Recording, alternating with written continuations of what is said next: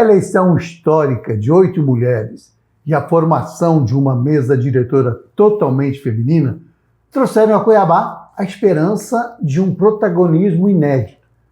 Esperava-se uma defesa intransigente das causas sociais e um combate rigoroso à violência contra a mulher. Mas essa expectativa esbarrou na dura realidade política da capital. Para entender o que de fato acontece nos bastidores do poder municipal, nossa República recebe hoje a vereadora Maísa Leão, do Republicanos.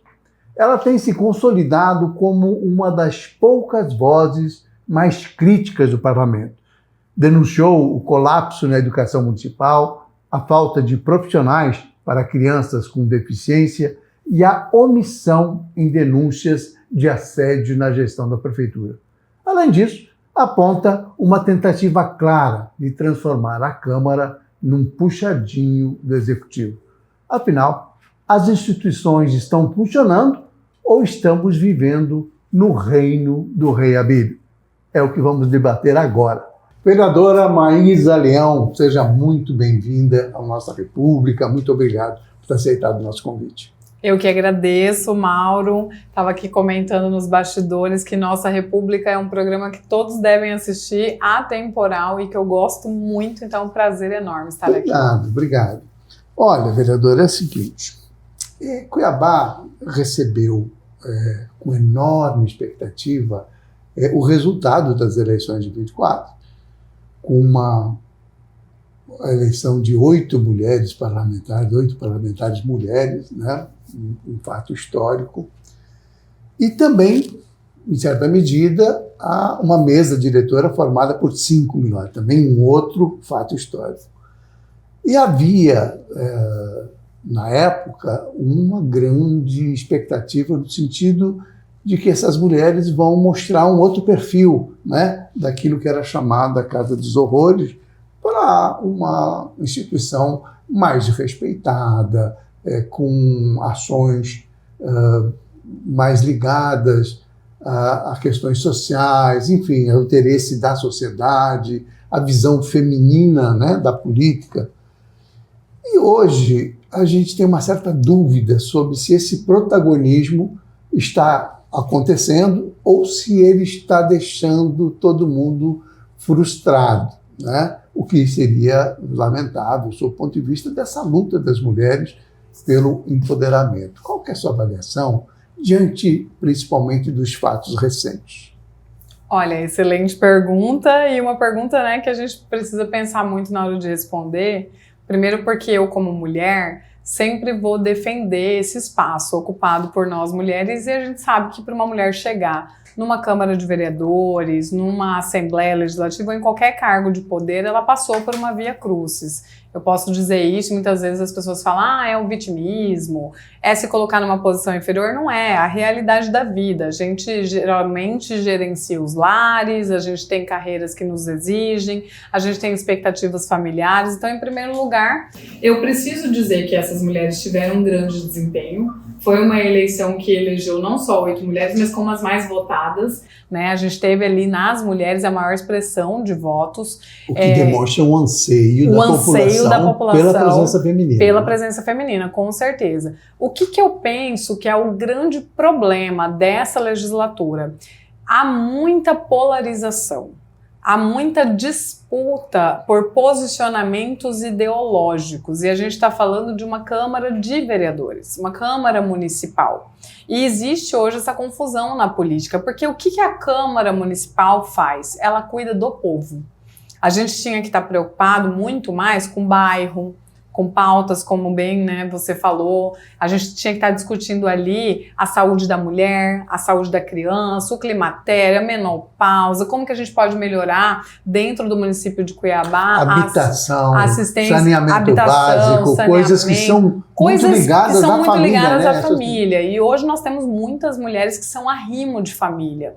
Então eu vejo que muitas vezes na Câmara a gente está votando moção de aplauso para alguém que fez alguma coisa, moção de repúdio, a gente está está discutindo partido, a gente está discutindo quem que é base, quem que é oposição, e a gente está discutindo pouco a população, a realidade da população. Como é que as nossas mulheres, numa cidade que é capital do estado, que é campeão de feminicídio, estão vivendo? Por que essas mulheres estão sendo mortas? Mas outro tema que tinha que estar em pauta todo dia. Todo dia, porque infelizmente, diuturnamente, a gente perde mulheres. A gente perdeu a professora Luciene agora no começo do ano, uma professora que é o retrato da violência, né? Essa professora esteve na nossa rede de ensino municipal como professora, aí ela virou CAD, cuidadora de aluno com deficiência, ela pediu socorro, ela foi negligenciada pela sociedade, ela pediu socorro mais de uma vez, ela tinha botando pânico, ela fez a denúncia. Então, o que a gente tinha que estar discutindo? Como não haver uma próxima professora Luciene?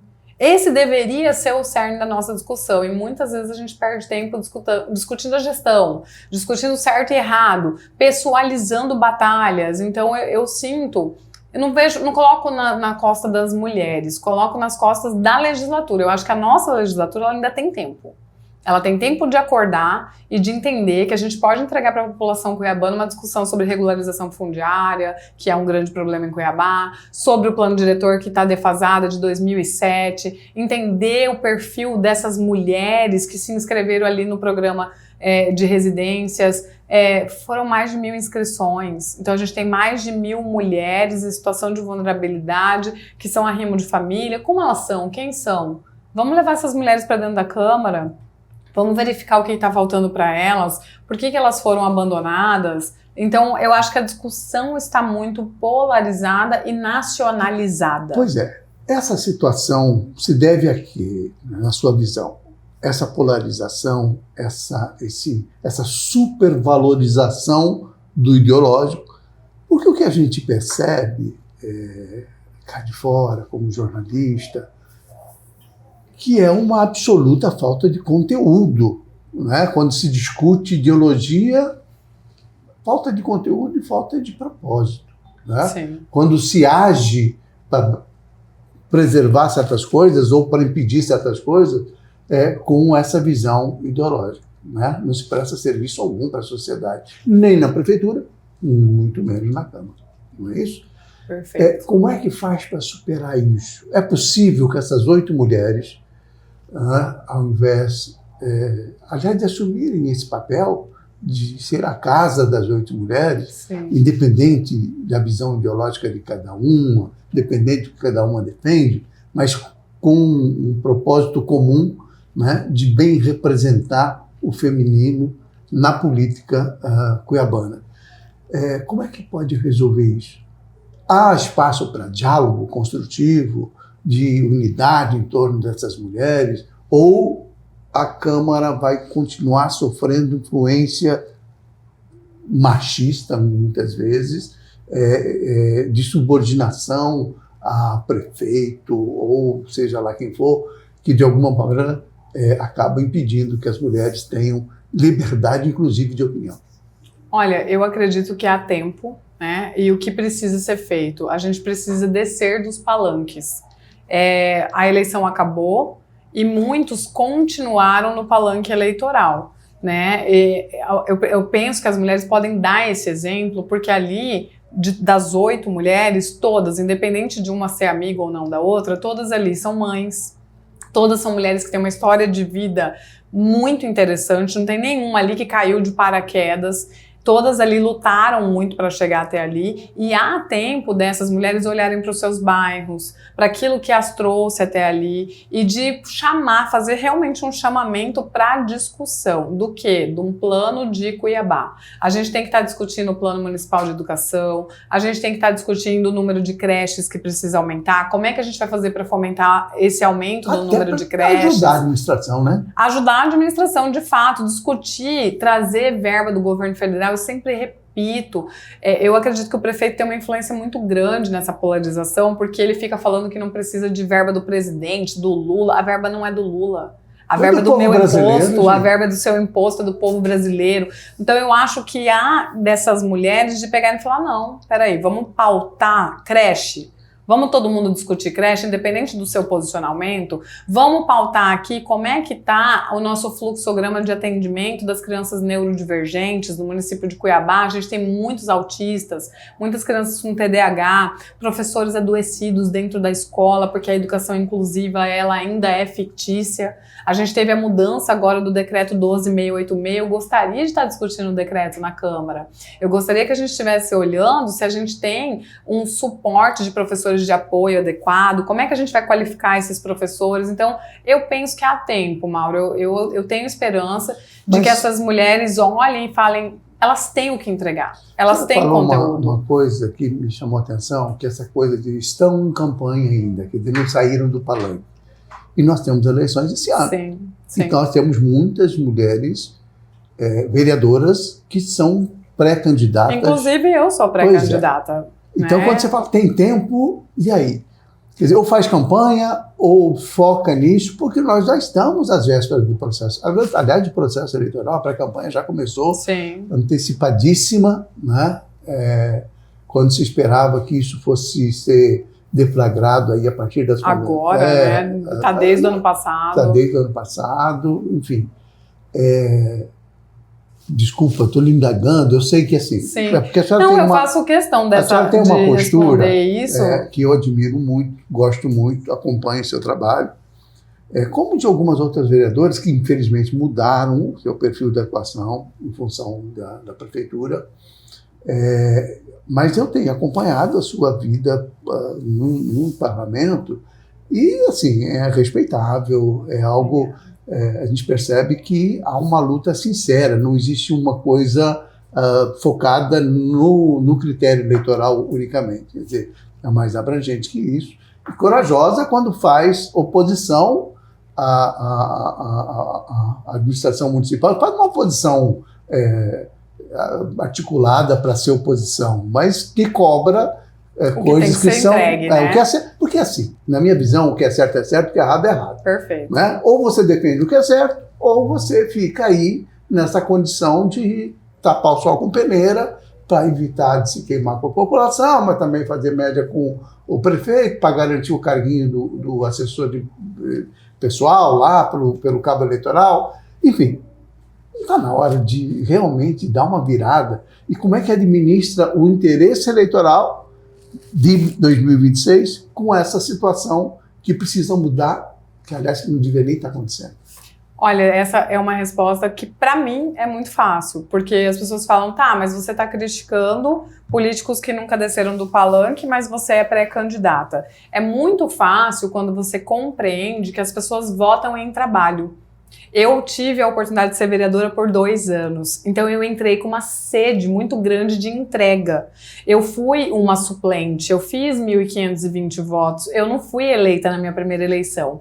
Então quando eu entrei em 2022, que eu sabia que eu tinha só 2 anos para mostrar o meu trabalho, eu falei para minha equipe, a gente vai fazer uma varredura em Cuiabá, a gente vai passar por todos os bairros, a gente vai se dividir, a gente vai se desdobrar, e a minha pré-campanha de vereadora foi entregar trabalho. Então, quando eu entendo que se eu entrego trabalho, se a população vê a vereadora Maísa Leão, a equipe da vereadora Maísa Leão em todos os bairros, ouvindo as pessoas, fazendo audiências públicas que são importantes, lutando batalhas que são batalhas importantes para pessoas, batalha pelos professores, batalha pelos profissionais da saúde, batalha por uma unidade de saúde, uma UPA decente, com cadeira, com insumo, com medicamento, eu não preciso estar no palanque.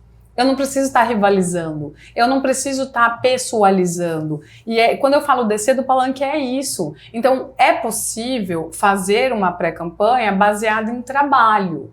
Quando você deixa tudo no campo ideológico, você para de falar de fatos, você para de construir e aí você precisa fazer pré-campanha na briga, você precisa fazer pré-campanha no embate, você precisa fazer moção de repúdio, moção de aplauso, falas onde você ofende o governo federal para mostrar que você é de direita, e aí quando você faz tudo isso, onde fica Cuiabá? Então, descer do palanque para mim é aprender e entender que há uma sede da população de uma política que seja menos asquerosa. Porque essa política do debate, o meu salário entra na conta todo mês. Se eu ficar lá debatendo, meu salário vai entrar na conta. Eu resolvi o problema de alguém? Então, quando eu resolvo o problema de alguém, eu, a meu ver, vejo que eu tenho credibilidade. A hora que eu chegar na rua para pedir um voto, a pessoa fala, essa é aquela que lutou pela UPA, que lutou pela escola, que lutou pela CAD, pela creche, que foi para a rua ouvir as mães. Então, para mim, essa é a política que deveria ser feita. É uma política baseada em fatos concretos e necessidades da cidade. Eu vejo, nós já estamos finalizando esse bloco, mas eu já vou deixar uma pergunta para a gente iniciar o bloco. Eu vejo a senhora trabalhando muito firme, mantendo a coerência daquilo que a senhora vem defendendo ao longo de todo esse tempo de mandato que a senhora tem cumprido. São praticamente 4 anos, né? 2 anos de 22 e mais 2 depois, né? Até 24. Aliás, de 22 a 24 e de 24 até agora, 26. Né? Tem mantido uma linha de coerência de defesa de pautas que são principalmente pautas ligadas às mulheres. E quando eu falo pautas ligadas às mulheres, eu não estou me referindo à luta contra a violência, contra a violência contra a mulher ou contra o feminicídio, causas que são bem específicas, mas também mais amplas, como essa coisa das crianças, da família, sim, da cidade, né? E isso amplia, isso dá um valor agregado, né? Mas isso tem levado para uma linha de confronto com o prefeito, em muitas situações. E a senhora está num partido de direita, partido do prefeito, do vice-governador Otaviano Pivetta, que vai disputar a eleição agora para governador. E como é que é esse posicionamento? Quer dizer, eu já entendi que acima da discussão ideológica está o interesse público. Realmente é algo importante de se ter claro, né? Sim. E a maioria das pessoas hoje não tem, né? Sim. O político TikTok está muito mais em alta, né? Então eu queria saber o seguinte, se essa atitude sua de confrontar o prefeito, de enfrentar, de denunciar, de cobrar, né, ainda que faça parte de um caminho ideológico igual, não lhe traz prejuízos do ponto de vista de obter resultados com a verba para aquela escola ou a verba para aquela determinada ação política, enfim. Vereadora, se não for base, não faz nada? Então, essa é uma pergunta excelente, porque muitas pessoas justificam ser uma base ferrenha porque eu tenho que entregar algo para o meu bairro, para quem me elegeu.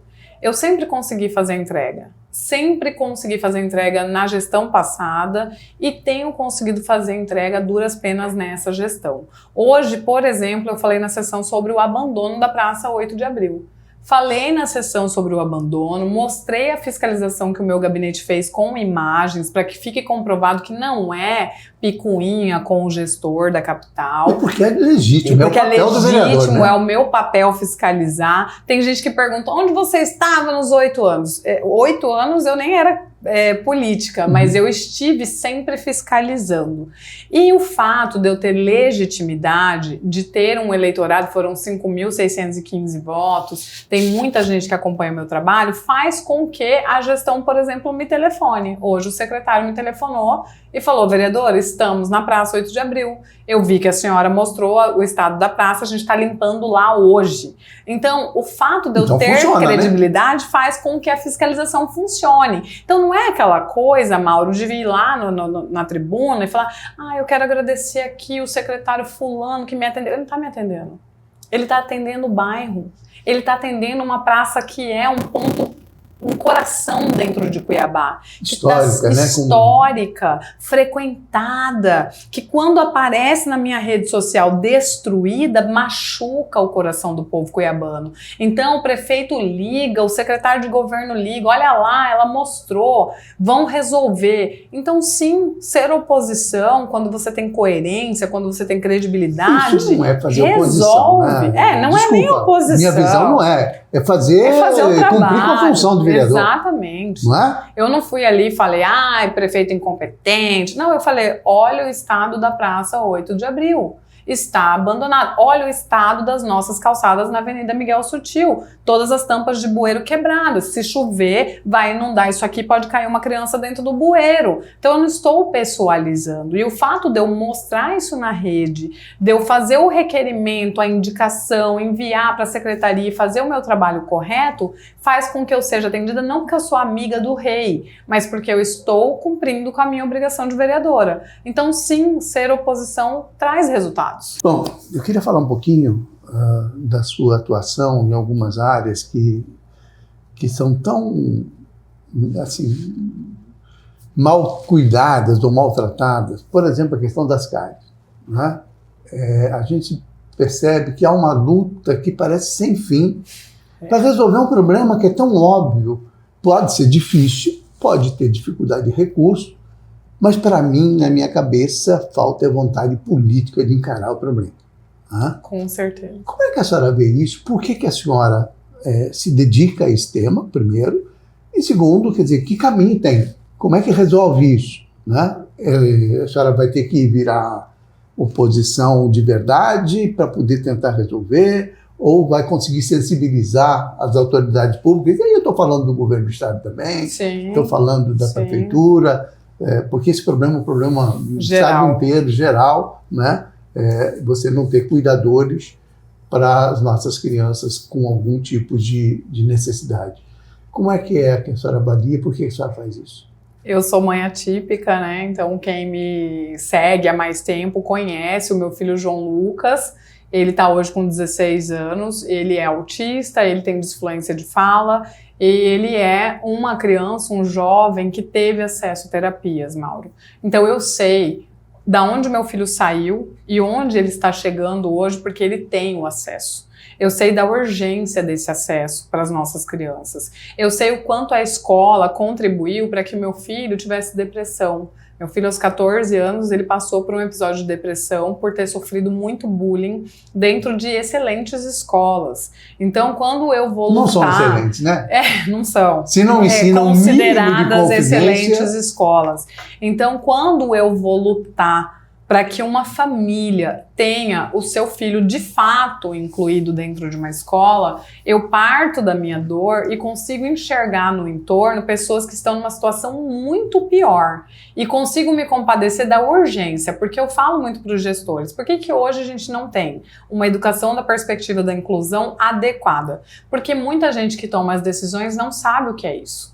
É preciso nomear pessoas qualificadas e com poder de decisão para criar esse fluxo de atendimento das crianças nas escolas. Os professores estão adoecidos, os professores estão em licença por adoecimento psíquico. Ninguém está inventando que está doente, que está adoecido. Porque você entra numa sala de aula com 30 alunos, desses 30 alunos você tem ali 4 autistas, você tem 2 com deficiência múltipla, você tem uma criança com síndrome de Down, você tem uma criança com doença rara e você tem um professor sozinho batalhando ali. Aí as cuidadoras vieram porque os pais lutaram. Porque esses professores adoecidos iam para os pais, olha, eu não dou conta. Eu não consigo, seu filho caiu hoje, ele machucou um outro coleguinha porque ele estava sozinho, eu não consigo dar aula, eu não consigo ter um avanço pedagógico e ainda cuidar para que ele não se machuque ou machuque outra criança. E com muita luta a gente conseguiu implementar, e quando eu falo a gente, estou falando enquanto mãe, enquanto ativista, conseguimos implementar as cuidadoras com um salário de miséria. Elas ganham muito mal, e eu tô falando de município e de estado, porque enquanto terceirizou-se isso, precarizou-se isso, então elas sempre ganharam menos de um salário mínimo. Que não tem cabimento, que não até tem é menor legal, cabimento. Né? Eu fiz a denúncia no Ministério Público do Trabalho, porém, como são contratos, né, de PJ, hoje tem isso, acaba que as empresas se salvaguardaram num arcabouço jurídico que permite esse tipo de situação, mas como ser humano, não adianta eu falar assim, olha, eu sou secretária de Educação e eu sei que é imoral, porém não é ilegal. Se eu sei que é imoral, vamos resolver? Vamos fazer um processo seletivo? E agora nós chegamos em Cuiabá num momento de processo seletivo dessas cuidadoras. Porém, o processo seletivo, desde o princípio, o que a gente falou? Um número baixo, vocês precisam fazer para um número mais alto, o salário não é bom, a forma como está fazendo esse processo seletivo não está avaliando de fato o conhecimento. Resultado, 900 CADs desistiram. Elas não desistiram porque elas são incapazes ou porque elas não são boas pessoas. Elas desistiram porque a condição de trabalho é inóspita. Elas desistiram porque coisas melhores surgiram no meio do caminho, porque é horrível a condição de trabalho. Então, se eu não entender que como gestor, eu não vou me livrar do PCD, eu não vou me livrar do autista, ele existe. E os pais dessas crianças aprenderam a buscar seus direitos. Então, enquanto o gestor não entender que ele tem que lidar com isso, com qualidade, que ele tem que entregar uma cuidadora capacitada, com um salário digno, decente, fazer o AEE, que é o Atendimento Educacional Especializado, funcionar, que agora nós inauguramos em Cuiabá o Centro Amar. Eu dei parabéns na sessão, parabéns pela inauguração, prefeito, do Centro Amar. Porém, esse centro foi construído por pais e mães. Isso começou lá atrás com Rogério Fabian, que era diretor da Plaenge, que conseguiu a cedência numa outra gestão desse local, construiu esse local fazendo bazar, fazendo jantar, junto com uma associação chamada AMA. O centro ficou pronto, o ex-prefeito não colocou para funcionar, o atual colocou. Mas não foi ele que construiu do zero. Esse centro, Mauro, a gente precisa de uns 4 ou 5 dele. Quando que a gente vai fazer? Como que a gente vai fazer? Isso está no Plano Nacional de Educação, no novo Plano Nacional. Existe verba federal que pode vir para complementar um centro como esse, mas para isso tem que ter o Plano Municipal de Educação atualizado. Para isso eu tenho que ter uma coordenadora de educação na perspectiva da inclusão com liberdade de trabalho. No caso do prefeito Abílio, uma nítida má vontade com qualquer política pública que venha do governo federal. Exatamente, ele ainda falou que ele está criando o SUS cuiabano, ele estava se referindo ao Centro Municipal de Atendimento das Crianças, o CMI, e ele estava se referindo ao Centro Amar. O Centro Amar é um centro especializado de atendimento de educação na perspectiva da inclusão, que está citado no decreto 12686 do governo federal de 2025, então não é criação de ninguém. E ele precisa colocar o pé no chão para a gente trazer a emenda. E a prefeitura entra com o quê? Só com a parte física? A prefeitura com a manutenção do serviço? E ela está com a manutenção do serviço. Aí o que a gente precisa fazer? A gente precisa atualizar os planos municipais de educação, o plano municipal da pessoa com deficiência, protocolar isso em Brasília para que a gente possa habilitar as salas multissensoriais e o centro. Como acontece com as UPAs, como acontece exatamente, para conseguir que venha verba. Aí a gente vem verba federal. Se você faz um bom plano, vem verba estadual. Esse bom plano, Cuiabá pode ter uns 4, 5 centros desses que vai resolver o problema da educação, da parte de atendimento. Desonera a sala de aula alivia para o professor que está adoecido, entrega qualidade para esse aluno e vira um modelo para o Estado. Só que o que está sendo feito? Politização. Política é algo muito bom. A politização não é algo bom. A polarização não é algo bom. É péssimo. É péssimo. Até quando, vereador, desculpa voltar nessa questão política, mas até quando nós vamos lidar com isso? Quer dizer, o Brasil dividido, essa coisa que é ódio para todo lado, até quando a gente vai entrar de cabeça num caos desses? No que acontece de verdade, né? E esquecer do que precisa ser feito. Olha, eu estou fazendo a minha parte. Hoje eu tenho um gabinete que é um gabinete da inclusão. Então eu tenho no meu gabinete pessoas de direita e pessoas de esquerda. Eu tenho trabalhando dentro do meu gabinete evangélicos, pessoas de religião de matriz africana, pessoas católicas e pessoas que são ateias, que são filósofas. Eu tenho ali dentro um universo que é pequeno, nós somos em 14, mas são 14 pessoas completamente diferentes, que vieram de realidades sociais, de raça, de etnia e de crenças completamente diferentes, porque eu não posso mentir. Eu não posso dizer que eu sou inclusiva e ter um monte de mini Maísa trabalhando junto comigo. Então eu estou fazendo a minha parte e eu acredito, hoje eu vejo muito vereadoras especialmente que vêm para mim e falam assim, olha, eu fiz a minha campanha igual a sua. Eu quero ver os seus projetos de lei. Eu estou montando meu gabinete igual ao seu. Então eu acredito que eu sou uma sementinha. e que a população precisa cobrar do político. Olha, eu não quero ouvir de você balela, não. Você consegue mostrar isso para a população? Por exemplo, essa Tenho tentado, né? Essa iniciativa de colocar na prática o respeito às diferenças, né? Porque esse é um outro problema. Sim. Nesse momento em que se alimenta o ódio entre as pessoas, né? Que não se respeita as diferenças, sejam religiosas, sejam pessoais, enfim, de gênero, enfim, tudo, né? É motivo de crise, de confusão. Quer dizer, esse exemplo de ter um gabinete tão plural, né, com tantas diferenças convivendo no dia a dia, é um negócio... A população sabe disso? A gente tem comunicado, né? Óbvio que isso não chega tanto porque, infelizmente, a comunicação informativa, de plantar consciência, ela viraliza muito menos do que o ódio. Então, muita gente vai lembrar de mim brigando com o prefeito. E o que eu menos fiz foi brigar com o prefeito. O que eu mais fiz foi fazer o meu trabalho. O que eu mais fiz foi defender a inclusão. Então a gente tem mostrado, a gente criou um Instagram agora, Gabinete Maísa Leão. Nesse Instagram só aparece o time. Eu não apareço lá, eles fazem os stories. Eu falo para eles, eu quero o protagonismo de vocês. Eu quero que vocês apareçam, que as pessoas reconheçam o nome de vocês, que as pessoas confiem, entendam que eu fiz 14 mil indicações nessa legislatura porque vocês existem. São 14 pessoas, praticamente 1.000 indicações por pessoa em 1 ano e meio. Por quê? Porque a gente fez uma varredura de Cuiabá, é muito trabalho. E é meu, sozinha? Não.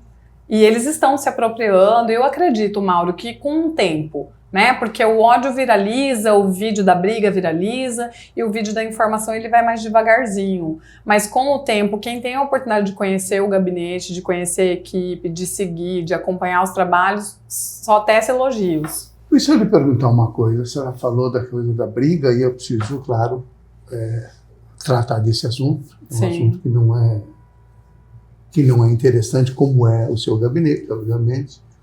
Mas, recentemente, o prefeito Abílio teve uma discussão com a senhora lá na Câmara. Uma discussão, me parece, absolutamente desnecessária, enfim. Mas que já faz parte dessa figura folclórica que virou o prefeito. Folclórica no sentido negativo, né? Sim, não no sentido positivo, não. Sobre uma denúncia que me parecia tão estapafúrdia, né? Eu queria saber que tipo de providência vai ter. Um ataque a Lírios, que é uma instituição que vem ao longo de 10, 12 anos, né? Se destacando no estado inteiro por essa luta, por essa vontade de ajudar o próximo, por ação prática, né? Sobretudo na proteção das mulheres, enfim. Como é que a senhora recebeu isso, né? Essa discussão, como é que a senhora, esse ataque a essa instituição, que a senhora não faz parte da diretoria, não é presidente, não é nada, mas ajudou a conduzir, voluntária, num projeto tão bonito. Esse ataque me pareceu tão vil, tão sem propósito, quer dizer, com propósito apenas de desmerecer o trabalho que talvez de alguma forma lhe dê um verniz a mais, né, na sua atuação parlamentar. Na verdade, queria atingir moralmente a senhora, e me parece que esse foi o objetivo. Como é que a senhora sentiu isso? Como é que os voluntários da Lírios sentiram essa agressão? O que foi uma agressão? Que tipo de providência a senhora está tomando para tentar evitar isso? O que acontece é que o prefeito já tinha feito essas acusações, são acusações que ele fez muito meticulosamente, né? Quando ele fala assim, será que ela pegou uma emenda? Será que ela é a responsável por isso ou aquilo? Ele tinha feito isso numa entrevista que ele deu logo após uma fiscalização minha e um embate que nós tivemos enquanto vereadora e prefeito. Ele foi no cerne da questão de algo que é muito precioso para mim, que é o enfrentamento à violência contra crianças e mulheres e o trabalho de uma instituição que não fui eu que criei, não sou fundadora, mas que eu conheci há 6 anos e que sou voluntária muito antes de ser vereadora. Então, ele conhece a instituição, ele conhece a presidente da instituição e ele sabe o quanto isso é precioso para mim. Então, ele sabia que ele me atingiria na minha honra ao falar da Lírios. Então, ele ele fez uma entrevista, em primeiro lugar, onde ele trouxe suspeições sobre uma suposta emenda de um valor de 4 milhões e que a minha coordenadora de campanha era a presidente, que eu que teria articulado essa emenda. Ele soltou isso numa entrevista, depois disso ele continuou repetindo isso, e ele, no dia que seria julgado ali o projeto de resolução para que nós pudéssemos colocar para votar a CPI, que iria investigar o ex-chefe de gabinete que está sendo acusado de assédio sexual e improbidade administrativa, ele foi até a Câmara de Vereadores, no momento onde a gente estava discutindo essa matéria. Ele subiu no púlpito ali dos vereadores darem as entrevistas, tanto que está escrito Câmara de Vereadores nas costas dele, e começou a falar que dentro daquele parlamento tinha uma vereadora que expunha criança, uma vereadora que usava a causa do enfrentamento à violência para campanha eleitoral e que teria desviado 4 milhões. E eu fui informada por diversos jornalistas que estavam ali. Olha, o prefeito está falando de você nesse momento desse assunto. Quando ele vai no meu trabalho, no momento que a gente está discutindo uma possível grave denúncia de um ex-chefe de gabinete, ex-secretário e homem de confiança dele, eu sei que o que ele queria ali era uma cortina de fumaça e, de certa forma, ao enfrentá-lo cara a cara, eu dei a cortina de fumaça que ele tanto queria. Porém, eu como ser humano, eu como pessoa, que fui uma apoiadora de Abílio Brunini em 2020, eu queria olhar nos olhos dele, Mauro. Eu falei, nessa hora não tem estratégia, nessa hora não tem aqui a política, a Maísa, tem a mulher. A mulher que um dia pediu o voto para ele, a mulher que trabalhou como voluntária no segundo turno de 2020 para ele. Eu queria olhar nos olhos dele e falar, o senhor mente. Você se arrepende disso hoje? Eu não me arrependo. De ter trabalhado, de ter feito campanha, de ter acreditado? Eu acreditei e eu acho que quando a gente perde a crença na humanidade, a gente desiste dos projetos. Se eu olhar para a política de forma geral, Mauro, eu vou falar, cara, é melhor voltar para minha casa. É melhor voltar para o meu trabalho de educadora digital, fazer meu doutorado, cuidar dos meus filhos. Então ali eu fui legítima, eu acreditei naquele homem que queria ser prefeito de Cuiabá para retomar e reconstruir a cidade.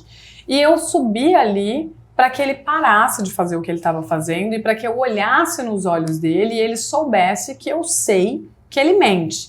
Então ele fez um vídeo, uma trucagem, onde ele coloca a nossa discussão e aí ele coloca, olha o contrato. E realmente ele põe um contrato ali, da Lírios com o MAPA, o Ministério da Agricultura.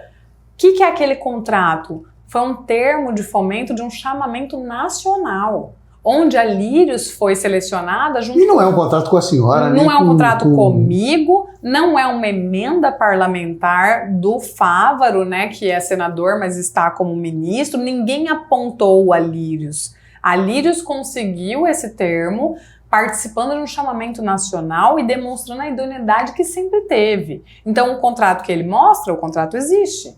Os 4 milhões que ele fala existem, nunca entraram na conta da Lírios. Esses 4 milhões, como é um termo, ele entra quem paga é o governo federal, tudo está no Gov.br e o pagamento é diretamente para a ação feita. Então vamos supor, uma psicóloga foi no município de Pontes e Lacerda. Esta psicóloga será remunerada depois de ir no município, de comprovar a ida no município, de subir com as notas fiscais. Então, se tirar o extrato da conta da Lírios, não tem 4 milhões. Pois é, mas isso que ele está fazendo é de uma leviandade absurda. Absurda. E aí, quais foram as nossas providências, né? Eu estou processando o prefeito, né? A gente está primeiro fazendo a ata notarial de todo o vídeo de trucagem que ele fez no Instagram dele, um Instagram que tem alcance nacional, que trouxe para mim a problemática de ter haters do Brasil inteiro me jurando de morte, falando as coisas mais terríveis para mim. Eu tive que bloquear, restringir, é todo um trabalho. Eu tenho uma filha que é mulher, de 22 anos, minha filha foi embora ela mora em São Paulo, para São Paulo mais cedo. Os meus servidores de gabinete estão sendo atacados. É toda uma situação que ele sabe, que ele provoca quando ele publica um vídeo. É uma prática, assim, criminosa, né? Criminosa, leviana. E aí a gente tá fazendo a ata notarial desse vídeo, o processo já tá com tudo pronto, eu vou processá-lo, vou pedir danos morais e retratação. Esses danos morais eu certamente transferirei para Lírios, porque eu quero obrigar o prefeito a fazer uma política pública que ele não entrega, que é o atendimento às menores vítimas de violência. Cuiabá não faz. Uma menina estuprada em Cuiabá, ela só é acolhida na unidade de atendimento de saúde, depois ela é abandonada ao léu e ela vai parar na Lírios. Por quê? Porque o Ministério Público envia, porque a Justiça envia. E a Lírios entrou com um processo contra ele, e a Muriel, que é a atual presidente, que ele fala dela, né, como minha coordenadora de campanha, de fato, Muriel em 2020 foi candidata a vereadora, foi minha adversária, né, mas somos amigas, e foi apoiadora de Abílio Brunini. Em 2021, a Muriel não venceu, né? 2020, ela decidiu que não ia mais seguir carreira política. Em 22, ela foi minha coordenadora de campanha, ela não fazia parte da diretoria da Lírios. Em 23, dezembro de 2023, tem ata, ela assume como diretora da Lírios e se desliga completamente de qualquer ação eleitoral e tem uma vida ilibada. É uma cidadã cacerense, tem empresa aqui em Cuiabá, de uma família muito conhecida, que faz um trabalho voluntário, que é muito difícil para o prefeito entender que alguém possa dedicar a vida a algo que essa pessoa não vai receber remuneração em troca. Essa pessoa só vai receber em troca todo o benefício que ela entrega para a sociedade. Para ele, Muriel teria que estar ganhando alguma coisa, né? E ele ali, ao querer me atingir, ele fere pessoas que ele conhece. Eu tenho para mim que quem age assim, quem pensa assim, age assim, né? É isso. Então ele vai responder na justiça, Eu escrevi Mauro. sobre isso, sobre essa situação, aqui a senhora citou a discussão na Câmara com relação ao William Campos. É uma situação absurda, quer dizer, nos dias de hoje, né?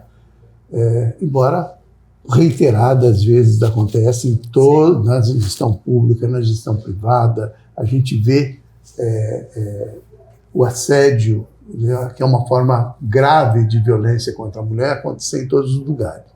Mas quando acontece numa área pública, Sim. precisa de providências mais enérgicas, mais rápidas, mais eficientes, né? E a gente percebeu que nesse episódio o prefeito e a prefeitura ofereceram uma resistência enorme, uma oposição, inclusive, a qualquer providência punitiva, né? Qualquer, enfim, seja processo, seja... A CPI foi afundada, enfim, por ação dele. E aí eu me vi na obrigação de escrever um artigo de opinião, enfim, não ajuda muito, mas foi uma espécie de desabafo, né? Desabafo dolorido, eu confesso, porque eu faço um chapéu sobre o título e digo, elas fracassaram. Estou me referindo, obviamente, às 8 mulheres Sim. que estão lá na Câmara. A Casa dos Horrores e o silêncio ensurdecedor da Câmara das Mulheres. E é doloroso para mim, quer dizer, como homem, como jornalista, como quem observa, como quem tem mulher, como que tem 3 filhas, né? Enfim, é uma situação extremamente constrangedora, né? Você vislumbrar e assistir e acompanhar uma coisa como essa. Por isso que nós começamos a entrevista falando, né, dessa sensação de frustração, que não é só minha, viu, vereadora? Tem muita gente. Eu conversei aqui com uma jornalista amiga, tratamos, ela uma profissional da área, e ela pontuou isso lá numa entrevista na Rádio Cultura, destacou, olha, eu tenho isso, eu estou vendo isso, e é absolutamente verdadeiro. E essa sensação, ela está aí, né? Há uma frustração, uma decepção. Há uma decepção. Né? Com a atuação feminina, com algumas vereadoras que, em determinado momento, tiveram uma vida política muito atuante, muito respeitada, muito admirada, porque militavam mesmo, né? Por causas importantes que por um motivo ainda não muito claro, mudaram de posição, quer dizer, amenizaram a sua atuação, se submeteram a alguma coisa que não está muito clara, né? Eu vejo, e aí eu queria que a senhora me confirmasse ou me contestasse, eu vejo que há uma submissão ao prefeito que é injustificável, na minha opinião, né? Ela chega a ser uma submissão motivada até por um ar de violência, por uma atuação mais agressiva, uma necessidade de controlar a opinião das mulheres e a atuação dela. Gente, até quando a gente vai conviver com isso na Câmara, vereadora? Olha, eu e a vereadora Maria Valone falamos muito sobre isso, ficamos muito frustradas. Porque o que foi usado como justificativa para o afundar da CPI? De que queriam proteger a vítima, que uma CPI iria expor a vítima. E a gente precisa deixar muito claro para todos que nos assistem, nos escutam, essa oitiva da vítima na CPI poderia ser com a vítima de costas, sem aparecer o rosto da vítima, num lugar escuro, só a silhueta, com a mudança da voz. Então, em nenhum momento, o dispositivo CPI expõe a vítima. E quando você vê todos que foram contra a CPI... A menos que a vítima faça a questão de aparecer, de mostrar, né? Olha, não tô e ela aqui, tem o direito, né? A gente teve tem uma matéria agora no Fantástico de uma mulher que descobriu aos 60 anos que o marido dela dopava ela e ele vendia relações sexuais dela, casada com ele, para outros homens. Esse homem foi descoberto por uma rede que investigava Deep Web, investigava violações sexuais, chegaram à casa desta senhora e disseram: a senhora aparece nestes vídeos. E essa mulher descobriu que o marido dela, com quem ela tinha 2 filhos, a dopava todas as noites. E ela falou: eu escrevi um livro, eu estampei a minha cara no livro.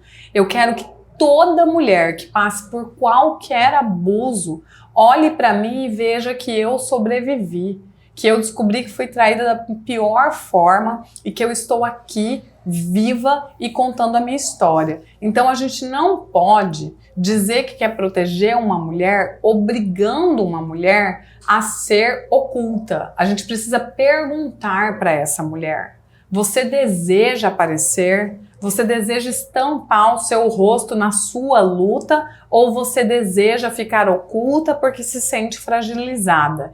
E essa mulher, protagonista da própria história, ela define. Então, uma CPI jamais teria o intuito, como todos falaram em uníssono, uma argumentação arquitetada.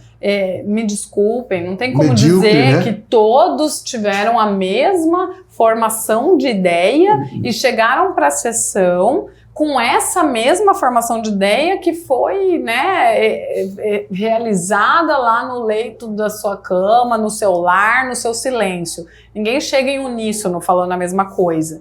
Então, o que disse, né, essa justificativa? Quem quer a CPI quer revitimizar a vítima. Quem quer a CPI quer expor a vítima. E aí seria, se verdade fosse, algo irrefutável. Mas quem queria a CPI? A vítima. A própria vítima queria a CPI. A própria vítima. Se dispondo aí a depor, né? Se dispôs a depor. Protagonista da própria história. E agora nós temos... O que está por trás disso, vereadora? Por que se protege tanto? Eu penso que, como todo homem que comete um abuso, estando em um cargo de poder, esse homem tem uma rede de poderes ao lado desse homem. Então, há aqui uma proteção ao William. Isso é um fato. Será que ele tem muita coisa guardada? Pois é. É ele o culpado? Não estou dizendo aqui que ele é o culpado, porque eu, como uma defensora dos direitos humanos, ele tem o direito de se defender. Claro. Porém, o que não fez, né? Exatamente. Porém, uma CPI daria a ele o direito de se defender. Então, a gente tem suposições, né? Por que o William é tão importante de ser protegido? Por que o William não pode ser submetido a uma investigação? Ah, mas essa investigação cabe à polícia. Sim, se o William fosse um cidadão, não fosse um secretário, ele fosse apenas um cidadão, não teria por que a Câmara de Vereadores abrir uma CPI para investigar um suposto assédio sexual. Mas esse suposto assédio sexual... Era uma autoridade pública. Era de uma autoridade pública que segundo a vítima, aconteceu no âmbito de trabalho da autoridade pública, envolvendo ainda um contrato, uma transferência bancária, que até hoje não foi explicada. Então, sim, é uma possível improbidade administrativa e sim, deveria ser investigada por uma CPI que poderia pedir quebra de sigilo bancário, que poderia convocar, e hoje a Câmara não pode mais nada. O Ministério Público se manifestou sobre esse caso, vereadora? Eu ainda não vi uma manifestação formal e eu acredito Mas que foi provocado, pelo menos? Foi provocado porque o inquérito foi instaurado pela Delegacia Especializada da Mulher, né? E aí a gente sempre tem que ressaltar para a população, isso é para a polícia. Para a polícia, com certeza, a parte civil, a parte penal. Mas e a parte política? E o ex-chefe de gabinete? E o ex-secretário? E os contratos públicos? E a proximidade dele com o prefeito? E o fato de ser uma ex-servidora no ambiente de trabalho? Isso coloca a Câmara como protagonista, colocaria. E a Câmara foi apagada dessa história. É impressionante, eu fico abismado de ver o quanto nós retrocedemos do ponto de vista da transparência, da lisura, da correção, né? Parece que a gente está indo para a Idade Média, né? Assistindo coisas inacreditáveis, e que é um vale tudo nessa discussão ideológica, enfim, um vale tudo que nos desmoraliza como seres humanos, né? É uma lástima mesmo. Mas, vereadora,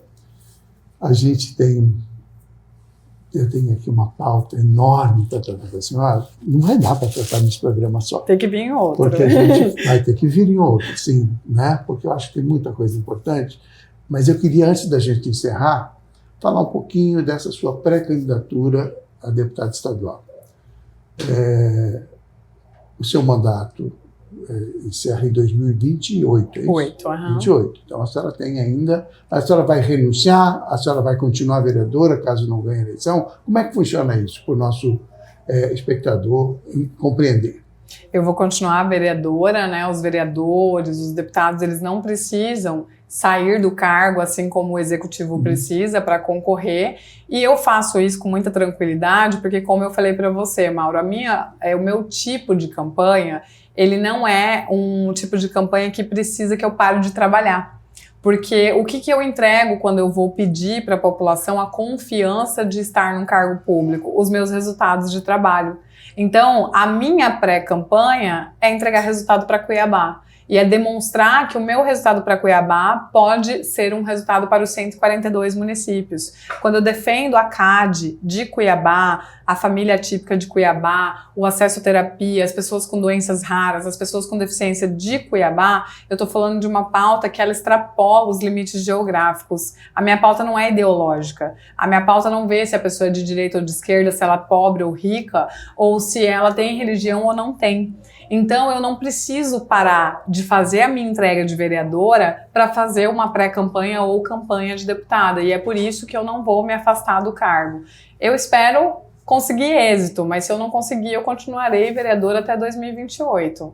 Não é uma campanha fácil. Não é uma campanha fácil. Estadual, é uma campanha pequena. É uma campanha sem padrinhos, embora eu esteja no Republicanos, que é um partido que vai ter um candidato a governador, que é uma pessoa que eu admiro muito, que é o Otaviano Pivetta, com quem eu tenho um bom trânsito, mas eu não sou a pessoa que está o tempo todo nesses palanques, né? Eu não desço do avião de ninguém. Na formação da chapa sua, você acha que tem perspectiva?